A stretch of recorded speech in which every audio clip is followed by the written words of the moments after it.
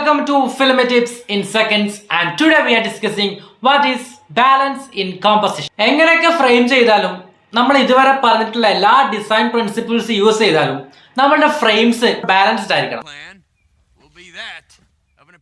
നമ്മൾ കാണിക്കുന്ന ഫ്രെയിമിലെ ഒരു സബ്ജക്റ്റ് ഉണ്ടെന്ന് വിചാരിക്കാം. ആ സബ്ജക്റ്റ് നമ്മളുടെ ഫ്രെയിമിന്റെ ലെഫ്റ്റ് സൈഡിലും നിൽക്കാം, അതുപോലെ തന്നെ റൈറ്റ് സൈഡിലും നമുക്ക് വെക്കാം.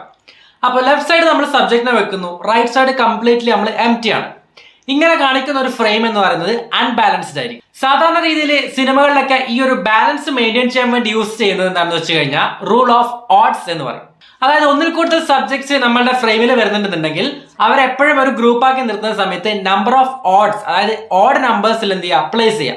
അതായത് 3, 5, 7, 9 അത്തരത്തിൽ ഓഡ് നമ്പറിൽ പ്ലേസ് ചെയ്യുന്ന സമയത്ത് നമുക്ക് ബാലൻസ് കിട്ടും. അതേപോലെ തന്നെ അങ്ങനെ വെക്കുന്ന സമയത്ത് it will be more visually pleasing. ഇനി നമുക്ക് കാണിക്കേണ്ട ഒരു ഫീലിംഗ് എന്ന് പറയുന്നത് ഇതുപോലെ ഒരു